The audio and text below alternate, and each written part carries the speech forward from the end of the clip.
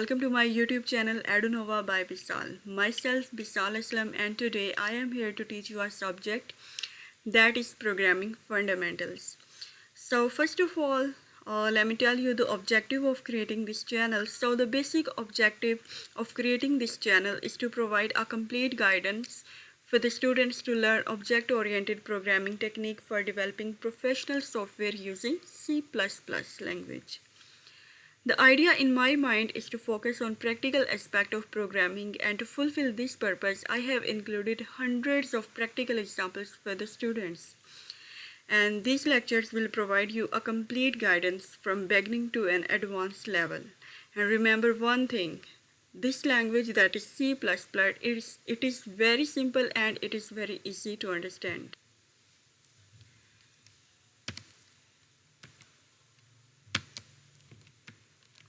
So let me tell you the table of contents.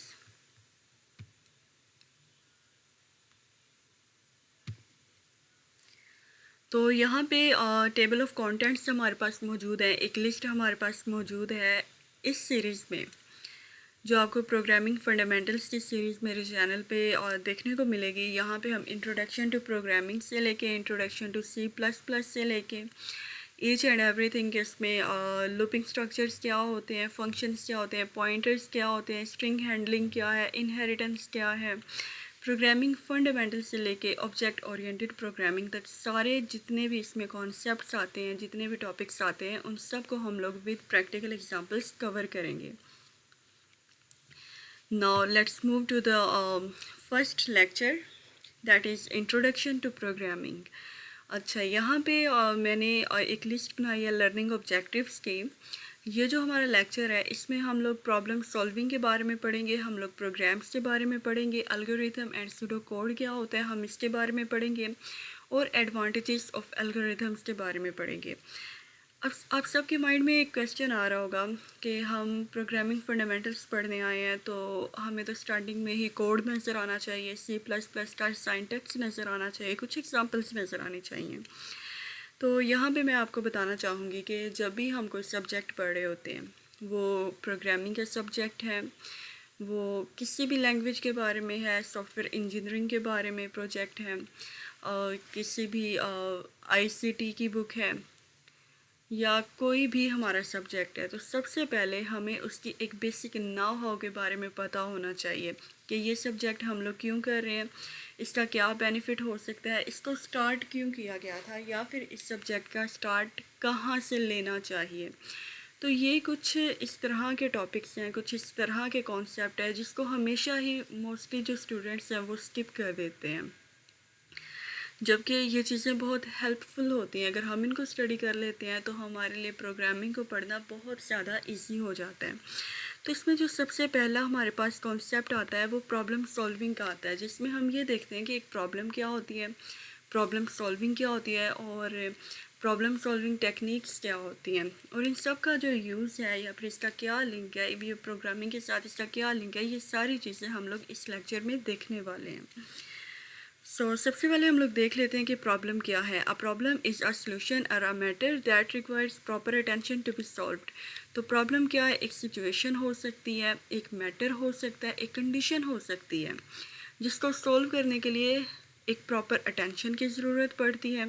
Problem solving is the process of identifying a problem and finding it's best solution. So problem solving क्या है, एक process है जिसमें हमने problem को identify करना होता है और उसका बेस्ट सोल्यूशन निकालना होता है।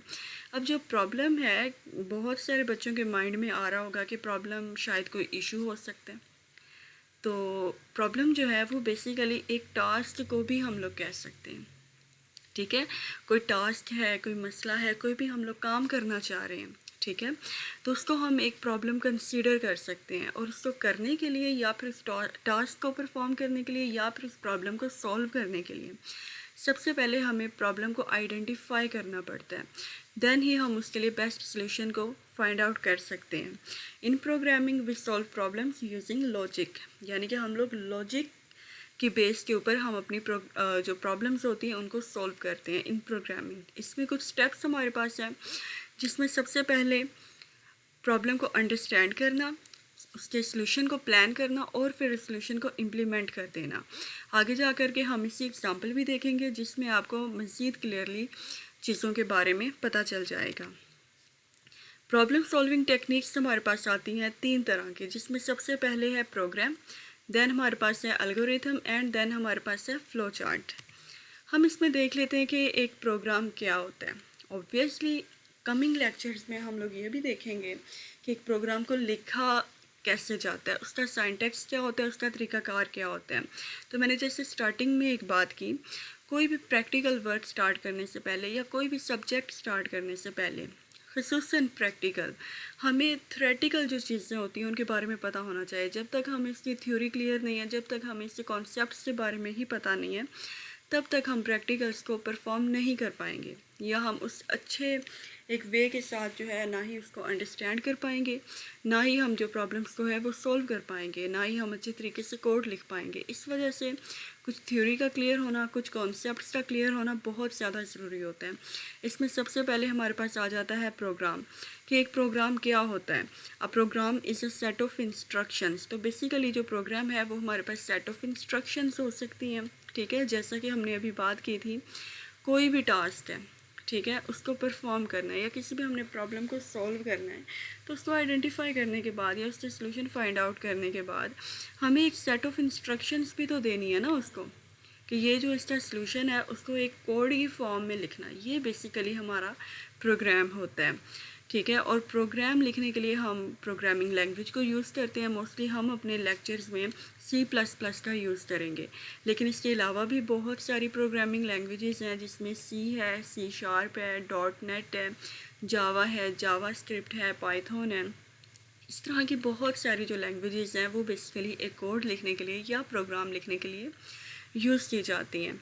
तो बेसिकली ये जो इंस्ट्रक्शंस होती हैं, ये जो कोड होता है, ये कंप्यूटर को बताता है कि उसने क्या काम करना है, ठीक है। जिसमें हमारे पास एग्जांपल्स में है कैलकुलेटर है, ऐप्स है या गेम्स आ जाती हैं।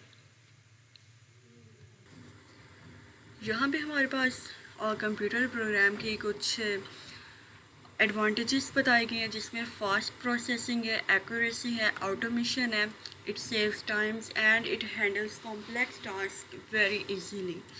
जब भी एक प्रॉब्लम को या एक टास्क को हम एक प्रोग्रामिंग की शक्ल दे देते हैं, हम एक कोड की शक्ल उसको दे देते हैं, तो उसकी ऑब्वियसली प्रोसेसिंग भी फास्ट हो जाएगी, वो एक्यूरेट भी होगा। एक्यूरेट होता है कि एक चीज़ का, या एक्यूरेसी जो होती है एक चीज़ का बिल्कुल दुरुस्त होना, करेक्ट होना, उसको हम एक्यूरेसी का नाम दे रहे होते हैं। तो इसमें क्या चीज़ है, प्रोसेसिंग भी फास्ट हो जाती है, एक्यूरेसी भी हो जाती है, ऑटोमेशन भी आ जाती है, हमारा टाइम भी बच जाता है, ठीक है।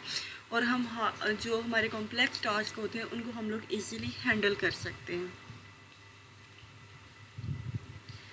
नेक्स्ट हमारे पास आ जाता है कि एल्गोरिथम क्या है। प्रोग्राम के बारे में हमने पढ़ लिया कि प्रोग्राम जो है वो हमारे पास बेसिकली सेट ऑफ इंस्ट्रक्शंस होता है, ये सेट ऑफ कोड होता है, ठीक है। अब हम ये देख लेते हैं कि जो सेकंड हमारी प्रॉब्लम सॉल्विंग टेक्निक थी, जो कि एल्गोरिथम है। एल्गोरिथम क्या होता है?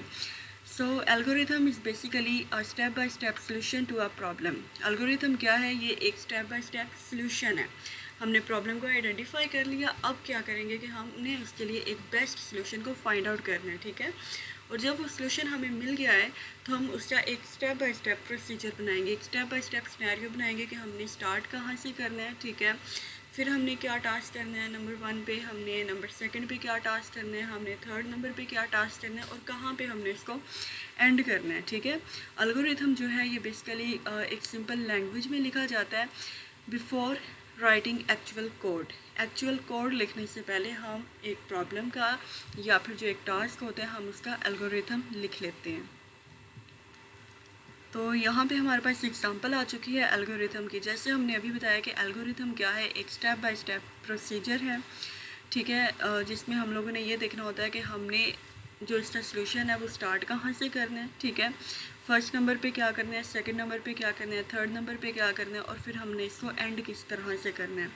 यहाँ पे हमें एक एग्जांपल दी हुई है जिसमें है कि 2 नंबर्स को ऐड करें, ऐड 2 नंबर्स। तो सबसे पहला हमारा क्या स्टेप होगा कि उसका स्टार्ट, ठीक है, हम उसका सबसे पहले स्टार्ट लेंगे, नंबर 1 को इनपुट करेंगे, नंबर 2 को इनपुट करेंगे, ठीक है। देन हम उन दोनों नंबर्स को ऐड करेंगे और रिज़ल्ट को डिस्प्ले करेंगे, और वहाँ पे क्या होगा कि बेसिकली जो सोल्यूशन है वो एंड हो जाएगा, ठीक है। और ये अपने माइंड में रखना है कि जो एल्गोरिथम होता है बेसिकली ये एक सिंपल लैंग्वेज में लिखा जाता है, ठीक है, एक्चुअल कोड लिखने से पहले।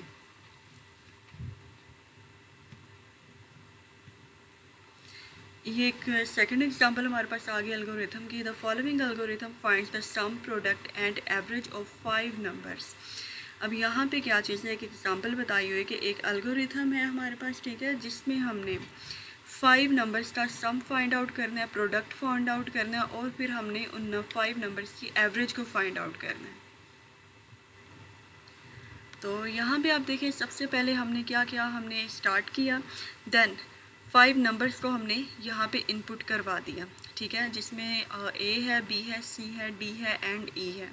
अब इनकी कोई भी वैल्यू भी हो सकती है, ये कोई भी डिजिट्स भी हो सकते हैं, जैसे 1 2 3 4 5, ठीक है।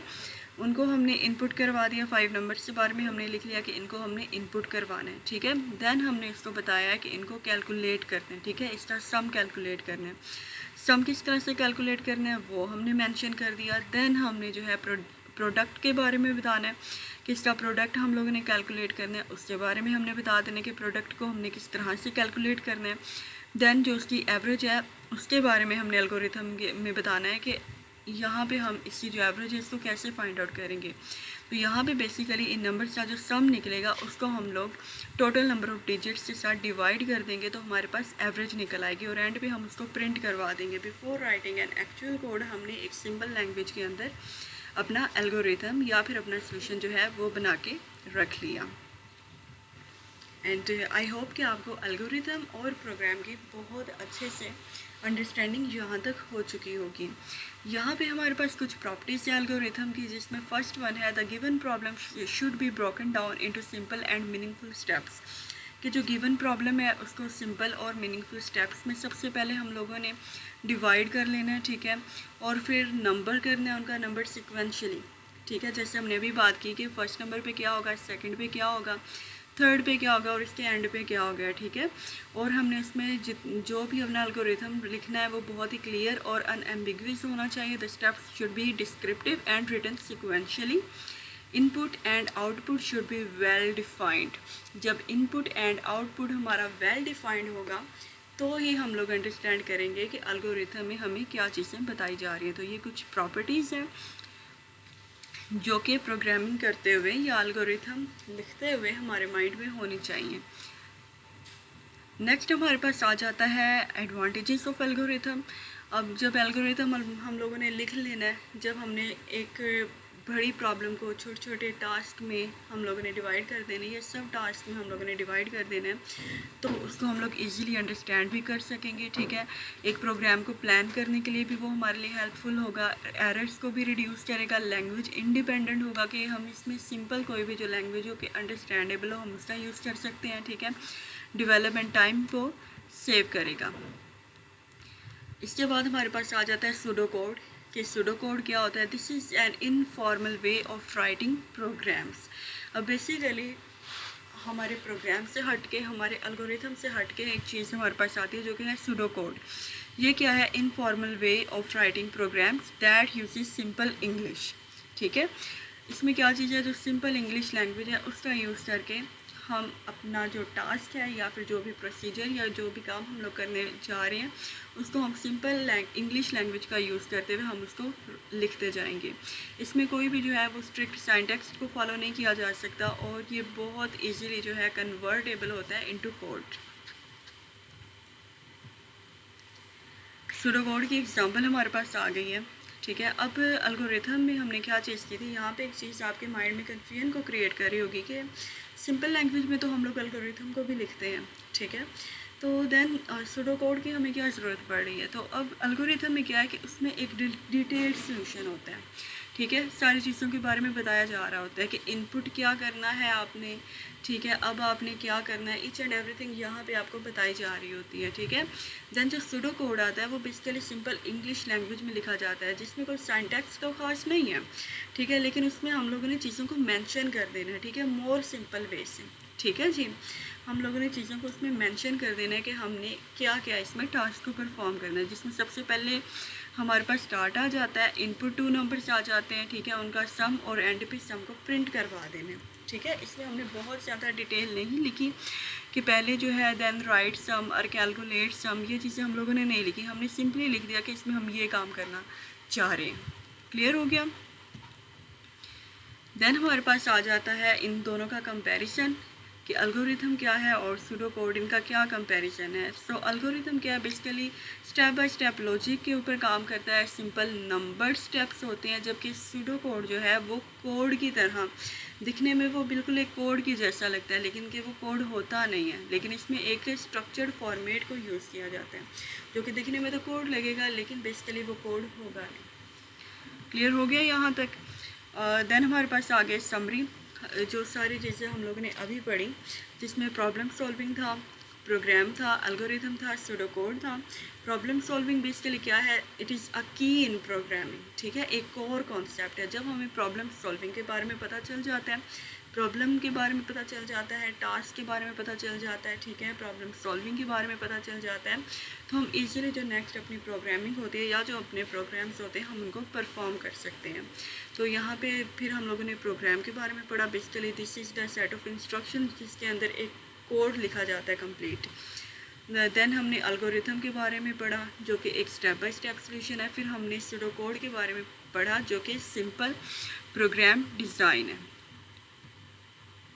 एंड अगर आपको लेक्चर की समझ आई हो, if you really like this video, kindly like, share and subscribe to my channel Adunova by Bisal. If you have any question you can comment. Thank you so much for watching. Welcome to my YouTube channel Adunova by Bisal.